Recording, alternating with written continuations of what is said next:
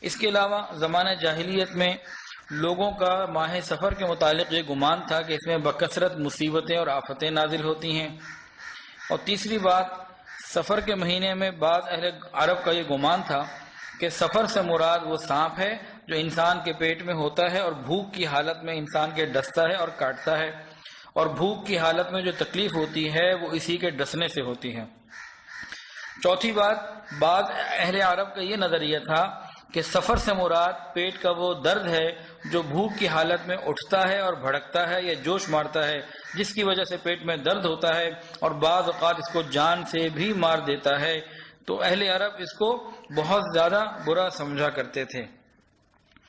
اور بعض اہل عرب ایسے بھی تھے کہ سفر ان کیڑوں کو پانچویں وجہ جو آتی ہے کہ سفر ان کیڑوں کو کہتے تھے جو جگر اور پسلیوں کے قریب پیدا ہوتے ہیں، جس کی وجہ سے انسان کا رنگ بالکل پیلا ہو جاتا ہے، جس کو یرقان ہم کہتے ہیں۔ تو یہ مختلف وجوہات تھیں جس کی وجہ سے سفر کو وہ برا سمجھا کرتے تھے۔ چنانچہ حدیث مبارکہ سنیے، بخاری شریف کی روایت ہے، نبی علیہ السلام نے فرمایا کہ ایک بیماری کا اللہ کے حکم کے بغیر خود بخود کسی دوسرے کو لگ جانا، کیونکہ وہ یہ سمجھتے تھے جو پیٹ کا درد ہوتا ہے، بیماری ہوتی ہے، یہ ایک دوسرے کو آگے لگتی ہی چلی جاتی ہے۔ تو حدیث کے اندر آتا ہے، ترجمہ ہے کہ ایک بیماری کا اللہ کے حکم کے بغیر خود بخود کسی دوسرے کو لگ جانا، بدشگونی اور مخصوص پرندے کی بدشگونی اور سفر کی نحوست وغیرہ، یہ سب بے حقیقت باتیں ہیں۔ یہ بخاری شریف کے اندر یہ بات ہے۔ مسلم شریف کے اندر جو حدیث کا مفہوم ہے وہ یہ ہے کہ مرض کا خود بخود بغیر حکم الہی کے دوسرے کو لگ جانا، مخصوص پرندے کی بدشگونی لینا، ستارہ اور سفر کے مہینے کی نحوست کی کوئی حقیقت نہیں۔ مسلم شریف کی ایک اور روایت میں آتا ہے کہ مرض کا خود بخود لگ جانا اور غول بیابانی اور سفر کی نحوست، یہ تینوں چیزیں کچھ بھی نہیں۔ تو سفر کے بارے میں نبی علیہ السلام نے وضاحت سے فرما دیا کہ اس میں کوئی پریشانی کی بات نہیں ہے، کوئی نحوست نہیں۔ ہمارے لیے جناب نبی کریم صلی اللہ علیہ وسلم کی اتنی بات بہت کافی ہے۔ اب نحوست کا سبب کیا ہے، اس کو سمجھنے کی ضرورت ہے۔ وقت میں، اوقات میں، زمانے میں نحوست نہیں۔ ایک حدیث سنیے، حدیث قدسی، اللہ عز و جل فرماتے ہیں کہ انسان بنی آدم مجھے تکلیف دیتا ہے، یعنی میری شان کے خلاف بات کہتا ہے، وہ اس طرح کہ وہ زمانے کو برا بھلا کہتا ہے، حالانکہ زمانہ میں ہوں، یعنی زمانہ میرے تابع ہے اور میرے ماتحت ہے، میرے قبضہ قدرت میں تمام حالات اور زمانے ہیں، میں ہی دن اور رات کو پلٹتا ہوں اور کم اور زیادہ کرتا ہوں۔ اور ایک حدیث کے اندر آتے، یہ بھی حدیث قدسی ہے، اللہ عز و جل فرماتے ہیں کہ ابن آدم مجھے ایذا پہنچاتا ہے، یہ کہتا ہے ہائے زمانے کی ہلاکت، تو تم میں سے ہرگز یہ نہ کہے کہ ہائے زمانے کی ہلاکت، کیونکہ زمانہ میں ہوں، میں ہی زمانے کے دن اور رات کو بدلتا ہوں، پس جب میں چاہوں گا دن رات کو قبض کر لوں گا۔ اس طرح مختلف روایتوں میں اور بھی بہت ساری تفصیلات آتی ہیں۔ تو چنانچہ نحوست کو ماہ سفر یا کسی بھی اور زمانے کے ساتھ جوڑ دینا، یہ اسلام کی تعلیمات نہیں۔ نحوست کا سبب کیا ہے، اس کو سمجھنے کی ضرورت ہے، یہ ہم سمجھنا نہیں چاہتے۔ نحوست کا اصل سبب ہمارے گناہ ہیں، ہماری بداعمالیاں ہیں، جو آج گھر گھر میں مختلف طریقے سے ہو رہی ہیں۔ تو اپنے گناہوں کی نحوست کو دوسری چیز کی طرف ڈالنا، یہ اس کو ایک مثال سے سمجھیے۔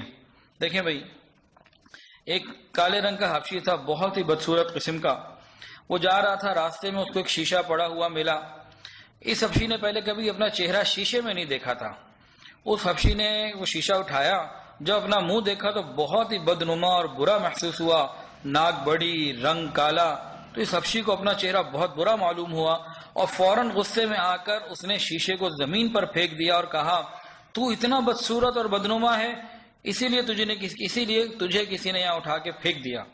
تو جس طرح اس حبشی نے اپنی بدصورتی کو شیشے کی طرف منسوب کیا، اسی طرح دنیا میں لوگ اپنی بدعمالی کی نحوست کو، اپنے گناہوں کی نحوست کو دوسری چیزوں کی طرف منسوب کر دیتے ہیں۔ حقیقت میں عبادت مبارک چیز ہے اور گناہ جو ہے منحوس چیز ہے۔ جب ہم گناہ کرتے ہیں اس کی نحوست ہمارے پاس آ جاتی ہے۔ ایک بہت آسان سی مثال سے سمجھ لیجئے، اوزون کی ایک سطح ہے جو اللہ رب العزت نے فضا میں رکھی ہے۔ اس کا مقصد کیا ہے؟ اس کا مقصد یہ ہے کہ اوپر سے، سورج سے جو شعائیں آ رہی ہیں ان میں سے کچھ انسان کے لیے اچھی ہیں، کچھ انسان کے لیے بری ہیں.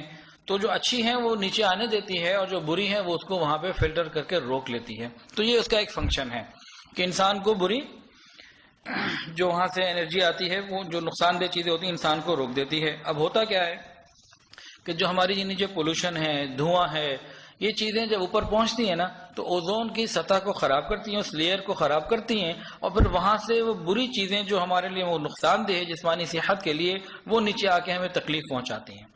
جس طرح یہ اوزون کی ایک لیئر ایک کام کر رہی ہے، اس کو سمجھنے کے لیے بیان کیا گیا، اس بات کو سمجھنے کے لیے بیان کیا گیا. اب آپ سمجھ لیجئے کہ اللہ رب العزت کی رحمت کی ایک چادر ہے، رحمت کی بھی ایک اوزون اللہ نے بنائی ہے ایمان والوں کے لیے. ہر ایمان والے کے اوپر رحمت کی ایک چادر ہے، اور اوپر سے رحمتیں بھی اتر رہی ہیں آسمانوں سے، بلائیں مصیبتیں پریشانیاں بھی اتر رہی ہیں. جس وقت انسان نیکی کے اوپر لگا رہتا ہے وہ چادر اس کے اوپر مکمل تنی رہتی ہے، رحمتیں نیچے آتی رہتی ہیں اور بلائیں اور پریشانیاں اور غم اوپر رہ جاتے ہیں. لیکن جس وقت انسان گناہ کرتا ہے، ہر گناہ رحمت کی اس چادر میں سوراخ کر دیتا ہے، اور پھر پریشانیاں اور ڈپریشن اور نحوستیں اس کو آ کے چمٹنے لگ جاتی ہیں. تو اعمال کی وجہ سے معاملہ ہوتا ہے، زمانے اور مہینوں کے اندر کچھ نہیں رکھا. تو اللہ تعالی ہمیں صحیح سمجھ عطا فرمائے اور ہمیں برکتیں عطا فرمائے. جب ہم نیکی تقوی کی زندگی گزاریں گے تو یقیناً اللہ رب العزت کی طرف سے ہمیں رحمتیں ہی رحمتیں ملیں گی. وآخر دعوانا ان الحمد للہ رب العالمین.